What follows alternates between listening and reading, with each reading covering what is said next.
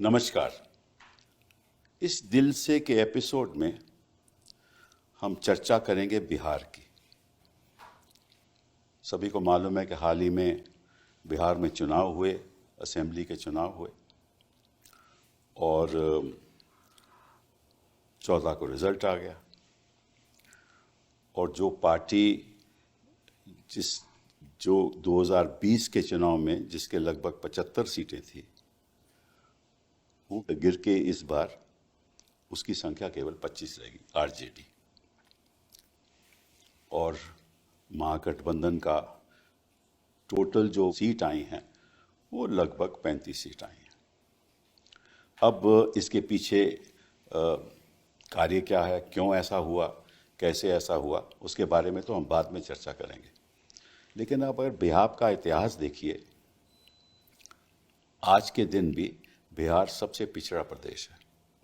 गरीबी देखो तो सबसे ज़्यादा, शिक्षा से संदर्भ में सबसे पीछे, स्वास्थ्य के संदर्भ में सबसे पीछे।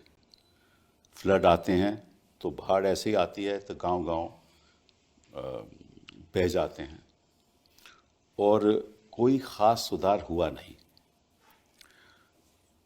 और जो बैकवर्ड कम्युनिटी है बिहार में, जो पिछड़े लोग हैं या बाकी लोग हैं, वही राज कर रहे हैं।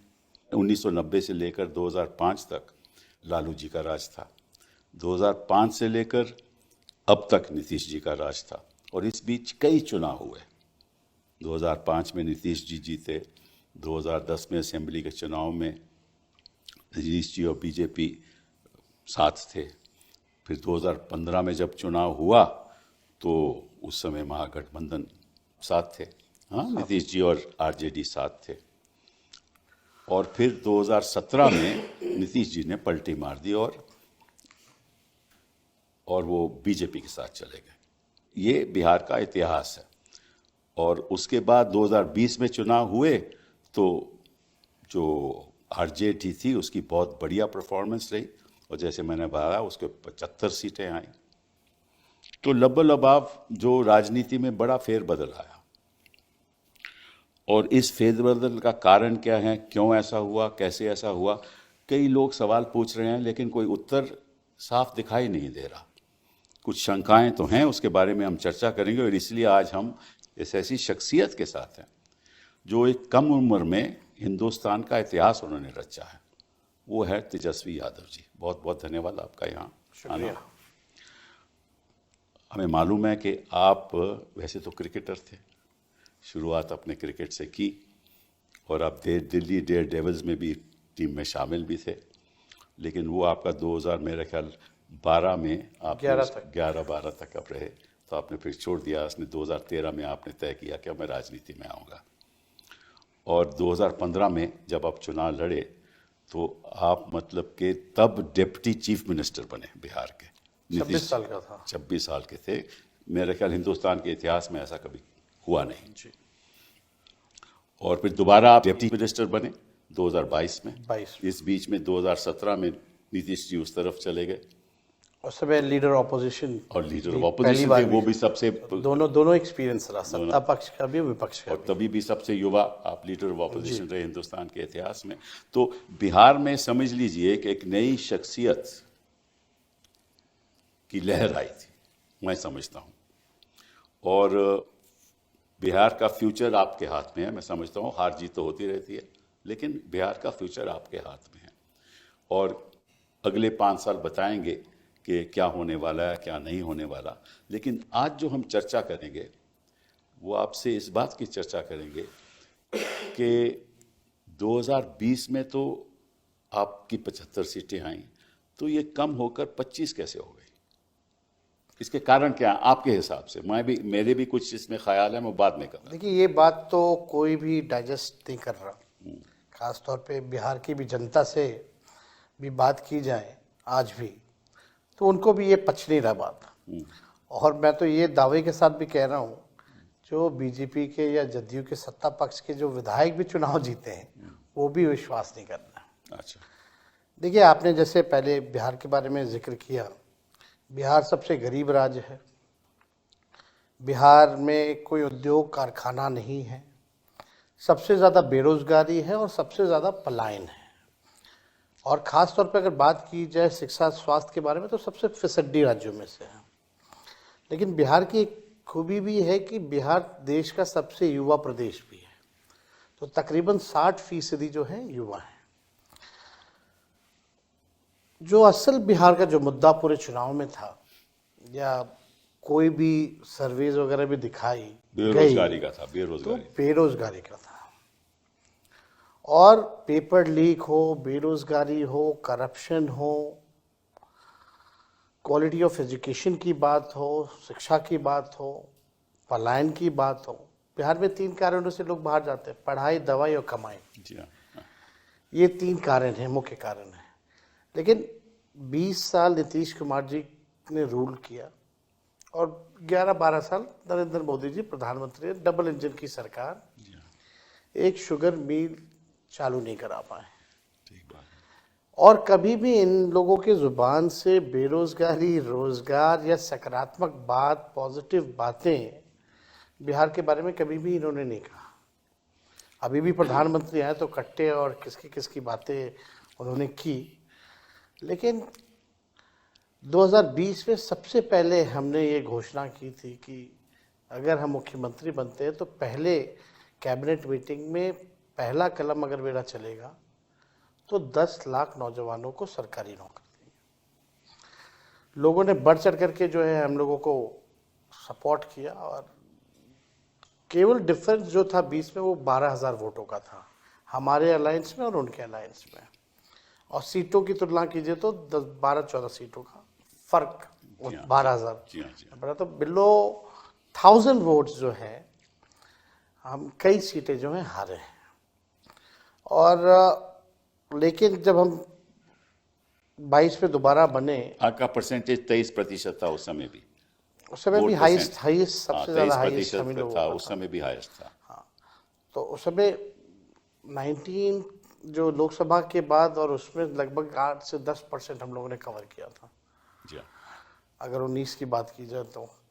लेकिन फिर अब दोबारा जब हम मुख्यमंत्री बने 22 में, तो हम लोगों ने पहला शर्त ही ये नीतीश जी के साथ था कि भाई एक तो कॉमनवेल्थ फोर्सेस को देश की गद्दी से हटाना है, दूसरा अगर हम आ रहे हैं तो 5 लाख नौकरियां या 10 लाख नौकरियों की कार्रवाई जो है वो होनी चाहिए, वरना लोग हमसे पूछेंगे कि सत्ता में आए तो क्या किया।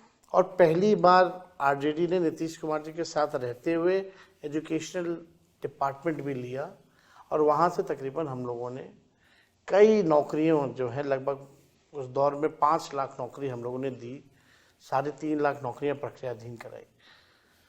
हमारे हटने के बाद भी पेपर लीक हुआ। तो मेन मेरा ये कहने का मतलब है कि बेरोजगारी जो था वो सबसे बड़ा मुद्दा था और लोगों ने बढ़ चढ़ करके, हम तो हर जगह कैंपेन गए, जो लोगों का जो गुस्सा जो सरकार के प्रति रहा, जिन लोगों ने लाठियां खाई, वो लोग नहीं चाहते थे कि एनडीए की सरकार जो है दोबारा बने, नया बिहार बनाना चाहते थे। ऐसा बिहार जो पढ़ाई, दवाई, कमाई, सिंचाई, सुनवाई और कार्रवाई वाली सरकार हो। लेकिन आपको एक शब्द में हम बता देंगे क्योंकि कि अभी चुनाव में आपका हुआ क्या। उस बात का जवाब नहीं आया कि क्यों आप समझते हो कि ये हम ये कह सकते हैं कि लोकतंत्र हारा है, मशीनरी जीती है। लोकतंत्र हारा है, मशीनरी जीती है। मशीनरी जीती है। अच्छा, वो मशीनरी के कई पहलू हो सकते हैं। देखिए उसके मतलब जो चीज़ें जो उम्मीद लगाई जा सकती है कि भाजपा और ये लोग करेंगे, उन लोगों ने कोई भी चीज़ छोड़ा नहीं इस चुनाव में करने से। आप देखिएगा जो भी योजनाएं, हमारा जो विजन था, सबसे पहली बार चुनाव में से पहले हमने अपना विजन रखा था कि पेंशन हम बढ़ाएंगे, माई बहन मान योजना भी लाएंगे। ये सारी चीज़ों को देखिएगा तो सरकार ने उसको इम्प्लीमेंट किया। और ये 20 साल से इनको याद नहीं आ रहा था कि 400 से भी पेंशन बढ़ाना है। जब हमने कहा तब इन लोगों ने जो है वो इम्प्लीमेंट जो है किया। लेकिन चुनाव के कोड ऑफ कंडक्ट के 10 दिन पहले 10-10 हजार रुपए बांटे गए। यानी वैसे अलग अलग योजनाओं के तहत लगभग 40,000 करोड़ रुपए जो है पूरे बिहार में लोगों के सीधे जो है बांटे गए। आप ये कह सकते हैं कि रिश्वत दी गई है पूरे चुनाव में। लेकिन अभी भी ये बात नहीं समझ में आ तो रहा। फिर आप समझते हो कि ये इस पैसे की वजह से और इस सॉर्ट ऑफ जो राहत दी गई, मतलब एक तो जो 10,000 स्कीम है, 1,40,00,000 महिलाओं, किसानों को भी दिया गया, किसानों को भी दिया वृद्धा गया, पेंशन, सामाजिक सुरक्षा पेंशन के तहत भी दिया गया, और जीविका ये दीदियों को भी दिया गया, सबको दिया महिला रोजगार जो योजना है गया। जी हाँ, उसके हवाले जो है पैसे जो है जिस दिन वोटिंग पड़ रही है उस दिन भी खाते में आ रहे हैं। जी हाँ, ये वो तो ठीक है। तो तो आप समझते हो कि इस वजह से लोग प्रभावित हुए? मेरे ख्याल से ये अगर आप देखेंगे तो बड़े इंटरेस्टिंग डेटाज हैं। हमारा वोट बढ़ा है, मतलब हमें थोड़ा सा हमारा 23% आपका परसेंटेज वही रहा है, थोड़ा सा बड़ा भी है। लगभग 32 लाख वोट हमारा बढ़ा है जी हाँ, पिछले चुनाव के मुकाबले। जी हाँ, जी हाँ, तो बढ़ा है तो मतलब हमको औरों का भी वोट मिला है, सबका वोट मिला जी है। हाँ, जी। यानी अगर पूरी गठबंधन की बात की जाए तो 1,90,00,000 वोट हम लोगों को जो है मिले हैं। जी हाँ, अब ये बात ये समझ में आ रहा है कि भाई डेटा अगर आप देखें तो बैलेट में जो पोस्टल बैलेट जो वोटिंग वो होती है, उसके बाद में अभी चर्चा करेंगे। जी। बट वोट आपका बढ़ा है, इसमें कोई शक नहीं, वोट बढ़ा है एकदम। इसमें शक नहीं। आपका परसेंटेज भी 23% रहा है और बीजेपी का लगभग मेरा ख्याल 20% है और नीतीश बाबू का थोड़ा 18% है। वो तो हमें मालूम है, लेकिन अगर उनका मिला लिया जाए तो उनकी जो परसेंटेज है आपसे कहीं ज़्यादा है। तो लोग ये भी कह सकते हैं कि ठीक है, आप 23% रहे, बाकी लोगों से आपको वोट नहीं मिले। ये एक विषय हो सकता है और जिस पे चर्चा हो सकती बट है। ये भी एक है ना कि 20 साल पुरानी जो सरकार है वो भी ठीक है आपकी बात। और उसकी एंटी इनकम्बेंसी जो है 16% वोट उनको बचाने के लिए नहीं पड़ रहे। कभी भी अगर देखा गया है, अगर वोट की परसेंटेजेस बढ़े हैं तो वो बदलाव के लिए जैसे वोट पड़े हैं। बट अब बात पोस्टल बैलेट पे आती है। देखिए, जो पोस्टल बैलेट होते हैं उन्हीं लोगों के होते हैं जो सरकारी नौकरियों में हो, ठीक है ना। कोई शिक्षक इंस्पेक्टर होते हो, हैं, शिक्षक होते जो हैं, सर्विस में या होते सर्विस हैं, के लोग होते हैं, जो आर्मी ऑन में, ड्यूटी ऑन इलेक्शन ड्यूटी, में लगना ठीक है होता ना। तो उनके और ये पढ़े लिखे लोग होते हैं। जी। तो मैं देख रहा था, यहाँ आंकड़ा देख रहा था कि अगर वहाँ देखा जाए तो शुरुआत में जो पोस्टल बैलेट के वोट पड़े हैं वो लगभग समझ लीजिए सबसे ज़्यादा आपको पड़े हैं। और उसको अगर हम कंस्टिट्यूएंसी में बदलाव लाएं तो 243 कंस्टिट्यूएंसीज में से 143 कंस्टिट्यूएंसी में आप लीड कर रहे हो जी। और 94 कंस्टिट्यूएंसी में एनडीए लीड कर रहा है और अदर्स 6। मतलब कि जो पढ़े लिखे लोग हैं वो बदलाव चाहते थे, ठीक है। और जो गरीब लोग हैं जो आपके साथ थे, ये नतीजा ये बतलाता है कि वो बदलाव नहीं चाहते थे। तो ये तो एक अद्भुत सी बात नहीं, है। मेरे ख्याल से बदलाव सब चाहते थे। अगर आप देखें तो ईवीएम बदलाव नहीं चाहता था, बैलेट बदलाव चाहता था। तो आप समझते हो कि ईवीएम में कोई गड़बड़ी है? देखिए, कोई वैसे साइंटिफिक प्रूफ नहीं है, लेकिन I can sense, I can smell कि अदृश्य शक्तियां जो हैं उन्होंने अपना काम किया। अच्छा, ठीक है, अभी सामने एग्जैक्टली नहीं आ पा रहे कि क्या हुआ है, लेकिन आने वाले समय में ज़रूर पर्दाफाश होगा। आप देखिएगा, जो इलेक्शन कमीशन पूरी बेईमानी के मोड में थी। इलेक्शन कमिश्नर जो है उन पे कोई कार्रवाई नहीं हो सकती। ये अमेंडमेंट भी आया बिल में। क्यों चेंज किया गया? यानी आप कुछ गड़बड़ करने वाले हो। आप देखिएगा सीसीटीवी जो रिकॉर्डिंग तो थी 45 दिन का कर दिया गया। क्या कारण था इसका? इलेक्शन कमीशन ने जो अनाउंस की जो डेट, ठीक योजना के पैसे मिलने के 3 घंटे बाद जो है वो कोड ऑफ कंडक्ट लगाया गया। जितने भी हमारी शंकाएं थी, कंफ्यूजन जो था, कभी भी इलेक्शन कमिश्नर ने इसको क्लियर नहीं किया। हमारी जितनी शिकायतें थी उसको नहीं सुना गया। तो उसमें इलेक्शन कमीशन ने डिस्क्रिमिनेट नहीं किया। उत्तर प्रदेश से भी शिकायतें आए, उन्होंने नजरअंदाज कर दिया। हरियाणा से आए तो हर नजरअंदाज, जगह। महाराष्ट्र से आए तो नजर, तो वो तो बड़ा इक्वालिटी में है, वो मतलब कि वो सामान्य तरीके से आप ये कह सकते हैं बिहार चुनाव में लेवल प्लेइंग फील्ड नहीं था, कौन से चुनाव में लेवल प्लेइंग फील्ड थी? आप किसी में बताइए। नहीं होता। तो ये जो हालत जो बन रहे हैं, तो चुनाव का कोई मतलब नहीं रह गया, सब कुछ फिक्स्ड है। चलिए, आपको मैं एक आंकड़ा जो मेरे पास है वो आपको बताता हूँ, आपकी राय भी चाहता हूँ मैं, कि अगर जब असेंबली का इलेक्शन होता है, उससे पहले पार्लियामेंट में होता है, फिर असेंबली का इलेक्शन हुआ, तो उसमें जो वोटों का अंतर होता है, हाँ, वो लगभग 3 से 6% तक बढ़ता है जी। और ये मैं आपको उदाहरण दे रहा हूँ, जैसे कि हरियाणा में हुआ 24 में पार्लियामेंट का इलेक्शन हुआ और फिर असेंबली का जब इलेक्शन हुआ तो जो वेट परसेंटेज जो बढ़ा वो केवल 6.2%, और झारखंड में भी वोट बढ़ा 3.5%, और महाराष्ट्र में बढ़ा 12.2%, और बिहार में बढ़ा 15.6%। मतलब के 6 महीने के अंदर 15.6% की बढ़ोतरी हुई पॉपुलेशन में। ये कैसे हो सकता है? ये इसका मतलब ये हुआ कि किसी तरीके से वोटों की संख्या बढ़ाई गई। आपको हम ये बताना चाहेंगे, पहले वोट पड़ते थे बैलेट से भी, तो शाम तक बता देते थे इलेक्शन कमीशन कि इतने परसेंटेज वोटिंग पड़ी है, इतने महिलाओं ने दी, इतने पुरुषों ने दिए। इस बार तो महिला पुरुष का बताया ही नहीं, और उस दिन नहीं 2 दिन तक तो इन लोगों ने वोटिंग ही परसेंटेज नहीं बताया कि कितने वोट पड़े हैं एक्चुअली में। मेरे को प्रेस कॉन्फ्रेंस करना पड़ा, फिर भी बेशर्मी इतनी कि जो दूसरा फेज का चुनाव खत्म हुआ उसके साथ इन लोगों ने इकट्ठे दिया। तो ये छुपाने वाली बात मेरे को पची नहीं।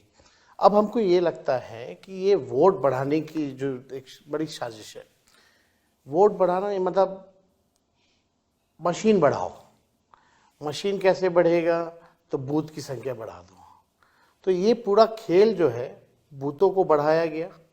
बूथ बढ़ेंगे तो स्वाभाविक रूप से मशीनें बढ़ेंगी, मशीनें बढ़ेंगी तो इनकी जो अभी तो हम कोई ऐसा एविडेंस नहीं ला सकते, but I can sense it कि कुछ गड़बड़ है, कि कुछ ना कुछ ये लोग करते हैं। अगर आप एक बूथ पे भी अगर 20 वोट मैनेज कर लो तो उसकी बड़ी संख्या हो जाती है। और इस बार हम लोगों ने कई सीटें जो हैं बहुत कम कम मार्जिन से भी हम लोग हारे हैं। तो लेकिन जो नतीजा जो आया, 200 से भी ऊपर सीटें एनडीए को आ रही हैं, ये कोई भी या महाराष्ट्र का हो, इसको कोई बाय नहीं कर सकता। सर्वेज भी होते हैं, सैंपल्स भी आते हैं, तो आप देखिएगा जितना बड़ा आपका जो वोट पड़े हैं आपके इस बैलेट में, उतने कितनी बड़ी एजेंसी हो उससे ज्यादा तो यही तो मैं कह रहा हूँ, जो पोस्टल बैलेट से जो वोट हैं वो 1,77,000 लगभग, और जो सर्वे होता है लगभग वो 40,000 45,000 मैक्सिमम का सर्वे होता है। तो अगर सर्वे कहता था, सर्वे भी ये नहीं कह रहे थे कि इनकी 202 सीटें आएंगी 243 में, ये सर्वे भी नहीं ये कह रहा था। लेकिन अगर आपका सैंपल पोस्टल बैलेट पर 1,77,000 है, जो सर्वे जो करते हैं उनसे कहीं ज़्यादा है, तो नतीजे हैं वो उस तरीके से आए क्यों नहीं? और इस पे बारे में जो हम चर्चा कर रहे हैं, आपको बड़ी शंकाएं हैं कि किसी तरीके से ये मैनेज हुआ है। मतलब आप अगर बिहार देखें तो एक बड़ा प्रदेश है, सीमांचल का इलाका है, मगध का इलाका है, चंपारण का इलाका है, पूर्वांचल इलाका है, कोसी का इलाका है, तो वहां तो हर जगह एक ही पैटर्न से सीमांचल तो ओवैसी साहब ने आपको बोला, तो देखिए वो वहाँ भी अभी काफ़ी चीज़ें जो हैं डेटा आएगा उस हिसाब से हम लोग बात करेंगे। लेकिन वो भी पोजीशन वहाँ बहुत बढ़िया था हम लोगों का, जो ग्राउंड जो रियलिटी थी, बहुत सब लोग एक पक्ष में जो है। तो पिछली बार तो आप लोगों को बहुत सीटें आई थी उस तरफ से, वहाँ से नहीं, वहाँ से भी हमेशा आता रहा। खैर जो भी बातें हैं, सीट तो हम कह सकते हैं कि ये पूरा चुनाव जो है बड़ी बेईमानी हुई है, और जैसे हमने पहले भी कहा कि मशीनरी की जीत हुई है। तो मशीनरी, बिहार में जब चुनाव तो इकलौता राज्य होता है। मैं आपको एक उदाहरण देना चाहता हूँ, जो मैंने खुद एक प्रेस कॉन्फ्रेंस की थी और शायद आपने देखी भी हो कि हरियाणा से कुछ स्पेशल ट्रेन चली थी। स्पेशल। तो जो सवाल उठाए गए कि भाई आप स्पेशल ट्रेन क्यों चला रहे हो, क्योंकि सीधे वो बिहार जा रही थी, हरियाणा से बिहार जा रही थी। तो चुनाव आयोग ने ये बताया और रेलवे मिनिस्ट्री ने बताया, और जब हमने सवाल उठाया कि भाई ये ऐसा है कि ये सडन अनशेड्यूल जब रश हो जाता है तो फिर हम अनशेड्यूल्ड ट्रेन चलाते हैं ताकि लोगों को तकलीफ ना हो। तो जो चुनाव जो था, आपको मालूम है कि 6 तारीख का चुनाव था और छठ पूजा 28 को ख़त्म हो गई थी, अक्टूबर को, ठीक है ना। और इन्होंने कहा कि छठ की वजह से, फिर हमने सवाल उठाया कि भाई छठ तो 28 को ख़त्म हो गई, लेकिन ट्रेन तो 3 तारीख को चली, 3 नवंबर को चली। Exactly. और उसमें जो वीडियो दिखाया गया उसमें लोगों ने ये कहा कि सैनी साहब ने हमें हरियाणा से भेजा है बीजेपी को वोट करने के लिए, और वो वीडियो हैं, चुनाव आयोग के पास वो वीडियो हैं, हमने उसको पब्लिकली डिस्प्ले किया। और ऐसी ट्रेन 4 चली, हर ट्रेन में 1500 लोग थे, मतलब कि 6000 लोग हरियाणा से बिहार जा रहे हैं। और खर्चा सरकार बीजेपी कर रही थी, ये भी उन्होंने कहा कि बीजेपी खर्चा कर रही है, हमें पैसा उन्होंने दिया है और हम वोट बीजेपी को करने जा रहे हैं। ये चुनाव आयोग के सामने प्रूफ था।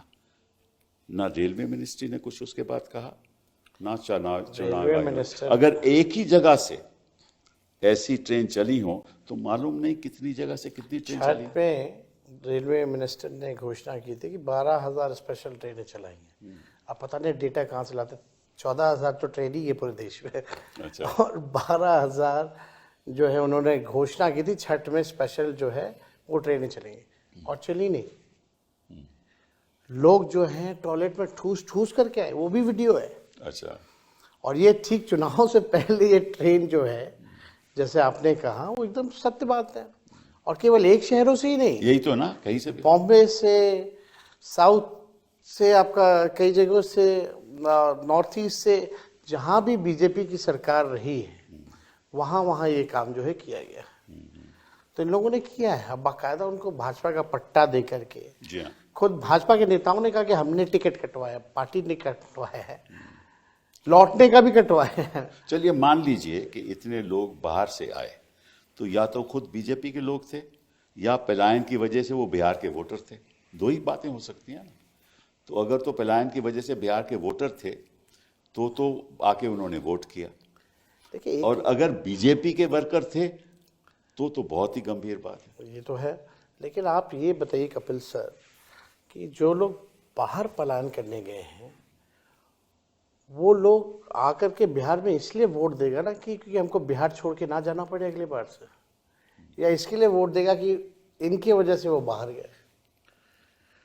जो भी मजदूर, जो भी पढ़ाई के लिए या दवाई के लिए, कमाई के लिए अगर बाहर जा रहा है, अगर वो वोट करने आता है तो वो बदलाव के लिए वोट करेगा, ताकि पलायन रुके, बेरोजगारी खत्म हो, उनको अच्छी शिक्षा मिले, अच्छी चिकित्सा मिले।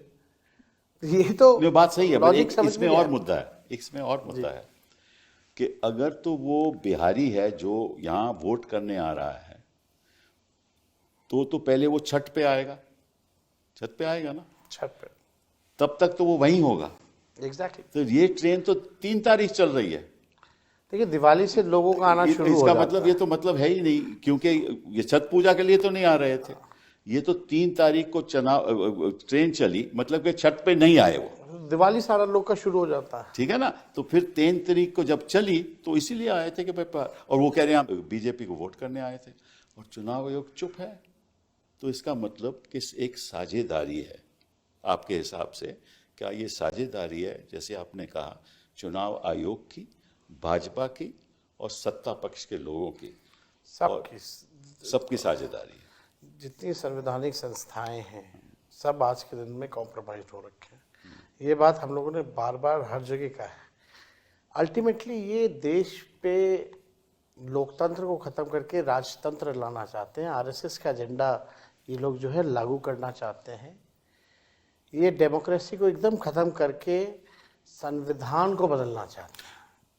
कुछ लोग कहते हैं, मुझे नहीं मालूम, कुछ लोग कहते हैं कि प्रदेशों पे अगर ये हावी हो जाएं और अगर इनकी सरकारें बन जाएं तो निश्चित रूप से इनको 2/3 बहुमत मिलेगी ताकि संविधान बदल सके, और संविधान बदल लेंगे तो फिर ये कुछ भी कर सकते हैं। लेकिन एक और बात पे हम चर्चा शुरू करना चाहते हैं, वो है SIR पे, स्पेशल इंटेंसिव रिवीजन, जो इन्होंने तय किया कि हम करेंगे। तो आपको मालूम है कि स्पेशल इंटेंसिव रिवीजन एक ऐसा रिवीजन होता है जो नए तरीके से वोटर की जानकारी पता चले, मतलब पुराने लिस्ट को अलग करके नया लिस्ट बनाया जाए। और उसके लिए आप हाउस टू हाउस सर्वे आपको करना पड़ता है, लेकिन इन्होंने वो तो किया नहीं। इन्होंने एक इनोमिनेशन फॉर्म दे दिया, ओके, ये कि आप इसमें भर दीजिए, और जिसके इलेक्टोरल रोल में 2003 के इलेक्टोरल रोल में जिसका नाम है उसको भी भरना पड़ेगा। अगर नहीं भरेगा तो फिर उसका नाम वोटर लिस्ट से कट जाएगा और उसको दोबारा अप्लाई करना पड़ेगा कि वोटर लिस्ट में मेरा नाम आए, ठीक है ना। तो ये विरोध हम वकीलों ने भी किया, कोर्ट ने सुनवाई भी की, और अभी बात चल भी रही है। तो इससे हुआ क्या कि कई लोगों के नाम, लाखों लोगों के नाम कटे भी गए, और किसके नाम कटे इसकी जानकारी अभी आपको भी नहीं है, हमें भी नहीं है। और जानकारी कैसे मिले वो तो वक्त लगेगा। इस बीच तो नई सरकार बन गई, तो ये भी एक और तरीका था कि 2 महीने में इसको कराओ, और सभी को मालूम है कि 2 महीने में ये हो नहीं सकता। तो ये भी एक साझेदारी थी आपके हिसाब से।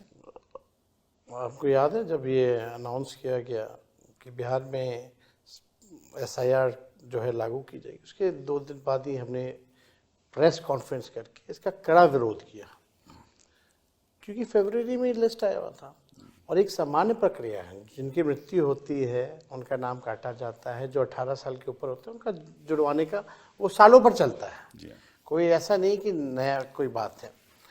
फरवरी में एक लिस्ट आई हुई थी, और फरवरी और SIR का जो लिस्ट में जो डिफरेंसेस आप देखेंगे, मरे हुए लोगों का या अनट्रेसेबल लोगों का या डुप्लीकेसी की बात अगर की जाए तो बड़ा ह्यूज डिफरेंस था। आप तो सर केस लड़े, यू नो एवरीथिंग, लेकिन हमारा ऑब्जेक्शन ये था कि भाई उस दौरान SIR आप कर रहे हैं जब बिहार में फ्लड है। जो अपना जान बचाएगा, जो अपना घर बचाएगा, कि वो डॉक्यूमेंट जमा कराता चलेगा ब्लॉक ऑफिस। जी हाँ, बिल्कुल सही। तो सवाल तो एक तो टाइमिंग को लेके था, अगर आपको कराना था तो आप लोकसभा के बाद ही ये प्रक्रिया चालू कर देते हैं। और इंटरेस्टिंगली जो सबसे बात जो खटक के आई, कुछ दिन पहले इलेक्शन कमीशन ने ऑल पार्टी मीटिंग बुलाई थी बिहार के लोगों को, इसके बारे में कोई जानकारी नहीं दी। आप कम से कम पॉलिटिकल पार्टियों को लूप में ले लेते, डिस्कस कर लेते, और हम लोग भी सहयोग करते हैं। 2 महीने में ऐसे कि इतनी गहराई से कभी हो ही नहीं सकती। बिहार में ऐसे डॉक्यूमेंट जो SIR के लिए जो 11-12 जो डॉक्यूमेंट जो मांगे जा रहे थे 11-12, वो आप समझिए कि उनके पास है ही नहीं।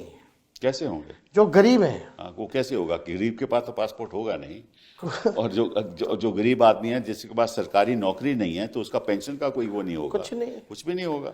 तो ऐसे डॉक्यूमेंट मांगे। आप लोगों ने लड़ाई लड़ी तो कम से कम आधार कार्ड जो इंक्लूड हुआ। एक इंटरेस्टिंग बात बताऊं, बड़ी इंटरेस्टिंग बात है। 1919 में और 1935 में जो एक्ट बने, 1919 एक्ट और 1935, 1935 में, उसमें ये कहा गया कि इन लोगों को वोट देने का हक है।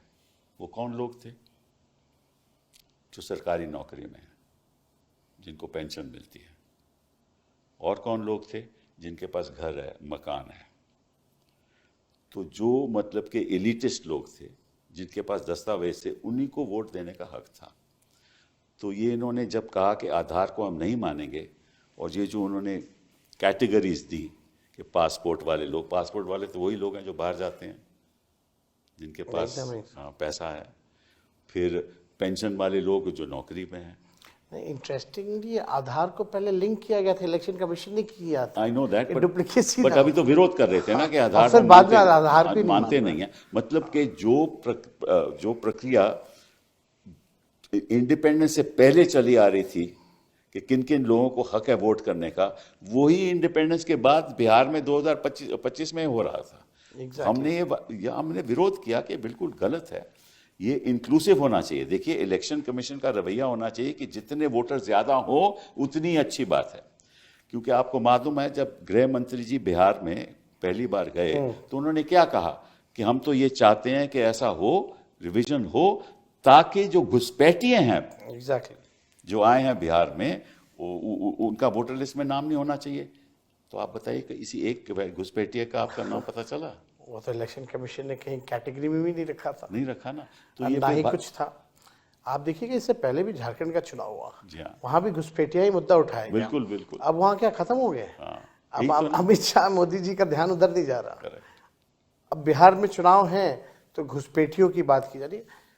और आश्चर्य लगता है हमको कि इलेक्शन कमीशन जब सुप्रीम कोर्ट में एफिडेविट करता है तब उसमें इसका जिक्र नहीं है, और उसके बाद भी प्रधानमंत्री वहां जाके घुसपैठिया की बात कर रहे हैं। अभी भी शुरू कर दिया अगर उन्होंने। आया है घुसपैठिया तो आपकी 11 साल से सरकार है, बिहार में 20 साल से सरकार है, क्या कर रहे हैं आप लोग? फिर सवाल तो ये अपने ऊपर खड़ा कर रहे हैं। लेकिन इनका तो पुराना ओल्ड फॉर्मूला है, डिवाइड एंड रूल, जो अंग्रेजों का था कि आप हिंदू मुसलमान करो, नफरत की भाषा इस्तेमाल करो, आप जो है लोगों में, समाज में तनाव का वातावरण पैदा करो। जो मूल प्रश्न है, जो एजेंडा है, पढ़ाई, दवाई, कमाई, सिंचाई, शिक्षा, स्वास्थ्य, सारी चीज़ें, ये सब अलग करो और हिंदू मुसलमान का माहौल बनाओ। और इसमें आज की जो गोदी मीडिया जो है, 70% हिंदू और मुसलमान पे इनका डेली एजेंडा, और इनका डेली जो शाम में जो प्रोग्राम कराते, 70% इस पे रहता है। कभी पढ़ाई के बारे में नहीं, देश के तरक्की के बारे में नहीं, गरीबी के बारे में नहीं। आजकल प्रश्न सरकार से नहीं पूछे जा रहे, विपक्ष के लोगों से पूछे जा रहे, और कार्रवाई भी हो रही है तो विपक्ष के लोगों पर नहीं, हो रही है। अभी तो मैं समझता हूं कि ये एक नया मॉडल है चुनाव जीतने का, जिसको हम कह सकते हैं नीतीश मॉडल। वो मॉडल क्या है कि 24 जून से लेकर आप अपने सारी जो आपकी जो राहत देने वाली प्लान्स हैं वो अनाउंस कर दो आप, और लोगों को पैसा देते जाओ, चाहे वो सामान्य प्रशासन विभाग का हो, ग्रामीण विकास विभाग का हो, श्रम संसाधन विभाग का हो, शिक्षा विभाग का हो, स्वास्थ्य विभाग का हो, कृषि विभाग का हो, खाद्य उपभोक्ता विभाग का हो। मतलब कि सारे लगभग जो भी कर सकते हैं इन्होंने कर दिए। जैसे आपने कहा कि 40,000 करोड़ की इन्होंने राहत दी। और वेरी इंटरेस्टिंग बात यह है कि 3 अक्टूबर 2025 में स्वास्थ्य विभाग और शिक्षा विभाग में इन्होंने एक अजीब गजब सा इन्होंने फैसला लिया। वो ये है कि जो ANM का मानदेय 11,500 से बढ़कर 15,000 कर दिया, और शिक्षा सेवक तालीमी मरकज 340 से बढ़कर 12,000 कर दिया। अलग से सहायता ऋषि 10,000, मतलब कि जो 340 से 12,000, सहायता ऋषि 10,000। अगर ये घूस नहीं है, और ये किस दिन हुआ? ये 3 अक्टूबर को हुआ, और आपका चुनाव 6 अक्टूबर को है। और इस बीच ये पैसा आता रहा। 20 साल से इनको कुछ नहीं करना था। हाँ, इनके तरफ लेकिन नीतीश मॉडल ये हुआ कि आप 5 साल कुछ ना करो या 20 साल कुछ ना करो, और 3 महीने पहले ये सारी पैसे बांट दो, और अपनी ये 10,000 स्कीम से लोगों की महिलाओं इस बार 10,000 बांटा, अगली बार 20,000 दे दो। तो मतलब कि ये इस मॉडल से देश चलेगा आपके हिसाब से? देखिए, ये तो अद्भुत है। ठीक है, मैं ये मानता हूँ कि पहले सामाजिक न्याय का दौर था, अब आर्थिक न्याय का दौर है। तो आर्थिक न्याय का दौर में आप नौकरी की व्यवस्था करिए, आप कारखाने लगाइए, उद्योग लगाइए, शुगर मिल चालू कराइए, पेपर मिल, जूट उसके मिल लिए चालू तो पैसा कराइए। नहीं है ना, उसके लिए तो पैसा ही नहीं है। वो करना ही नहीं है इनको। वो तो कहते थे कि भाई अगर ऐसा करेंगे तो फिर लोग बाहर से जाकर कमाई कैसे लेंगे। पहली बार प्रधानमंत्री गए थे मोतिहारी, तो बोले यहाँ की चीनी का मिल हम चालू कराएंगे और उसी चीनी का चाय पियेंगे। 11 साल हो गया, पता नहीं। अगर प्रधानमंत्री अपने पुराने भाषणों को देखिए तो उनको शर्म आना चाहिए बिहार आने में,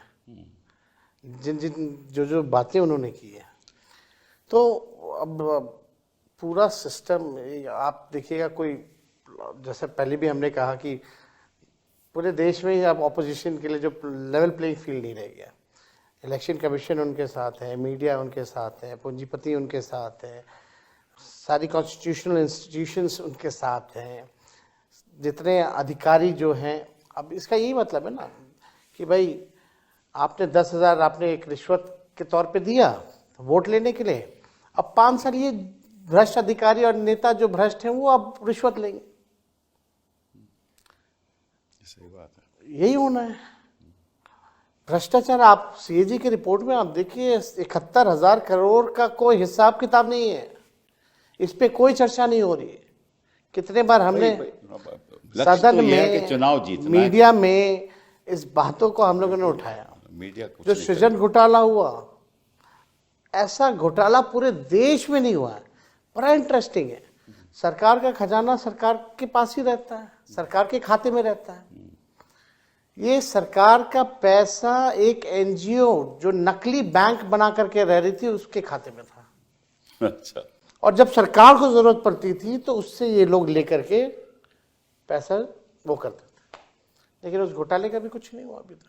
नहीं, वो तो घोटाले का तो, क्योंकि ऐसा है ना कि भाई जो इनके पक्ष में है उनके तो कार्रवाई तो होगी नहीं। लेकिन मैं एक बात सोच रहा था कि जो उत्तर प्रदेश के चुनाव में 2027 में है ना, हाँ है ना, 2027 में, अभी टाइम है, वो अभी तो 2025 पहले बंगाल का, फिर ठीक है ना। तो उसका जो इंटेंसिव रिवीजन है वो अभी क्यों हो रहा है? क्योंकि उसके लिए तो अभी आपको 6 महीने 8 महीने भी आप कर सकते हो, तो उसका आप 2 महीने में क्यों कर रहे हो? इसके पीछे तो कुछ होगा नहीं, सोच होगी ना। ये लोग कि जल्द से जल्द किया जाए। नए नए चीज़ें जो हैं ये लोग कुछ ना कुछ सोचते रहते हैं, कर रहे होंगे। लेकिन ये जो हिंदी बेल्ट जो है ये इनके लिए सबसे इम्पोर्टेंट है।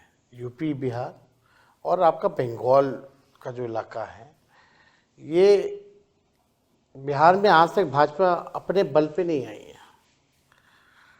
तो बिहार तो इनके लिए एकदम टारगेट था ही था। जी हाँ। तो इन्होंने जो करना था वो किया। अभी अगला बंगाल है, बंगाल में भी इसकी जो है शुरुआत की जाएगी। वहाँ तो जो घुसपैठियों की बात तो और जोर शोर से की जाएगी, बिल्कुल, और कम्युनलाइज करेंगे लोग चुनाव को। नहीं, बट वहाँ तो प्रॉब्लम थोड़ी और है ना कि जो बांग्लादेश से लोग आए हैं वो तो हिंदू लोग हैं ना, मुस्लिम तो नहीं आए ना, तो वो थोड़ा मुश्किल है। तभी तो ममता जी ने ये बात कही है। लेकिन इस बात को छोड़िए, एक और बात जो आई थिंक जनता को मालूम भी है, चुनाव आयोग को भी मालूम है, कि जब ये पत्रकार लोग वहाँ जा रहे थे, वहाँ जब बीएलओ से बातें हो रही थी, तो बीएलओ तो खुद ब खुद इन्यूमरेशन फॉर्म बिना हस्ताक्षर के, तो आपके वो जो पत्रकार जो हैं, हाँ करेक्ट, उन्होंने हजारों ऐसे वीडियो दिखाए, उन्होंने हजारों वीडियो दिखाए, और उसमें ये दिखाने पे उन पे मुकदमा भी हुआ। हाँ करेक्ट, और कोई कार्रवाई नहीं हुई। कोई कार्रवाई नहीं। तो मतलब कि बीएलओ अपनी तरफ से जो मर्जी कर रहा था। और एक और बड़ी इंटरेस्टिंग बात है कि एक मिलिट्री का आदमी, आर्मी का आदमी पटना में आया, उसने अपनी बीवी से बोला कि चलिए जाकर हम अपना एन्यूमरेशन फॉर्म देते हैं। बीएलओ के पास गया, ये भी रिकॉर्डेड है, और बीएलओ कहता साहब हमने तो आपका फॉर्म दे दिया। उसने बोला कैसा दिया? इसलिए हमने दस्तखत कर दिए। तो आपने कैसे किए मेरे दस्तखत? हमने कर दिए। तो उसने बोला अच्छा फिर हम हल्फिया बयान लिखाओ। तो उसने हल्फिया बयान लिखाया, और वो दस्तावेज अभी वीडियो में हैं। तो ऐसी ऐसी बातें तो हो रही बहुत हो रही थी। और इसके आपको मतलब भी कि ना कोर्ट का ही कोर्ट में जो राघोपुर के जिन लोगों को मृत घोषित कर दिया गया, जी हाँ बिल्कुल, हम लोगों ने जो 10-12 लोग थे उनको हम लोगों ने भेजा था, आप लोग सब लोगों के सामने। तो ये तो स्थिति थी। फिर भी इतना हंगामा हो रहा है, हर चीज हो रहा है, एक बार भी इलेक्शन कमिश्नर सामने आके डाउट या कंफ्यूजन जो है क्लेम नहीं। चलो ये तो हो गई डाउट की बात। अब थोड़ा मुश्किल सवाल भी, आपका जो महागठबंधन, इसमें भी बड़ी लोगों को दुख था कि एक स्तर से बात नहीं हो रही, और आपकी सीट की जो होना चाहिए था, पहले होना चाहिए था, वो आखिर तक आप लोग झगड़ा कर रहे थे। तो क्या प्रॉब्लम क्या थी? देखिए झगड़ा, इससे भी बड़ा अच्छा मैसेज नहीं गया। देखिए मेरा साफ मानना ये रहता है, विनेबिलिटी देखनी होती है। विनेबिलिटी को ही देखते हुए आप डिसीजन लीजिए। अगर आप एक जगह मजबूत है, आप वहाँ लड़िए। हम जहाँ मजबूत होंगे हम लड़ेंगे। लेकिन हर पार्टियां चाहती हैं कि भाई ज़्यादा से ज़्यादा सीटें जो हैं वो लोग लड़ें, और ये पॉसिबल नहीं हो पाता। और जो महागठबंधन जो बिहार में बेसिकली आप देखें तो वहाँ 6-7 पार्टियां थी, जी हाँ। नंबर भी ह्यूज थे, वो भी टाइम टेकिंग प्रोसेस था। 3-4 पार्टी यहाँ चाहती थी भाई एक सीट पे, आपको उनका भी शुरुआत इंटरेस्ट पहले था। कर देनी चाहिए थी, क्योंकि नहीं, आखिर तक क्यों छोड़ा आप लोगों हम लोगों ने बाकायदा हर चीज़ की शुरुआत की थी, लेकिन कुछ जो सीटें जो 8-10 जो सीटें थी वो फ्रेंडली फाइट में भी थोड़ी वो प्रॉब्लम आ गई। फ्रेंडली फाइट हम लोग जो है वो हम लोग लड़े। हालांकि ये तो हर दूसरी तरफ एनडीए में भी बहुत ही इसकी खिचपिच हुई। उनके लीडर्स ने तो खुल करके ट्वीट भी किया कि हम संतुष्ट नहीं हैं, हमारे साथ नाइंसाफ़ी हुई है, ये भी क्या, लेकिन लोग साथ में थे। फिर अल्टीमेटली ये इतना बड़ा मुद्दा नहीं है। मुद्दा फिर भी ये है कि अगर हम बैलेट में 143 सीट जीत रहे हैं तो मशीन में जाकर के वो ट्रेंड कैसे चेंज हो जाना, उल्टा ऑपोजिट कैसे हो जाना है। मतलब पढ़े लिखे लोग आपको वोट दे रहे हैं तो गरीब लोग आपसे मतलब कि नाराज हैं, यही हुआ ना? सबसे ज्यादा इस सरकार में तो गरीब परेशान है, जी हाँ। लाचार है।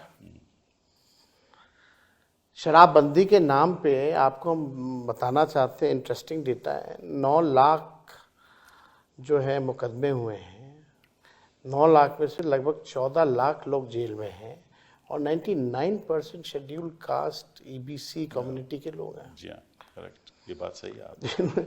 तो इतने लोग परेशान हैं। आप अगर 14 लाख लोग जेल में हैं तो इक्वल अगर 5 से गुना कीजिए, अगर इस कम्युनिटी के लोग भी जो भोगी रहा है इनका, वो भी जाकर इनको कैसे वोट देगा।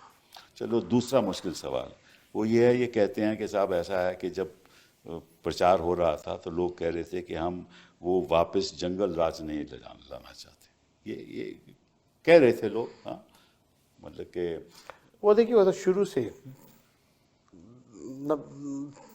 कभी भी केवल जंगल राज मतलब कि 2000 और परिवारवाद।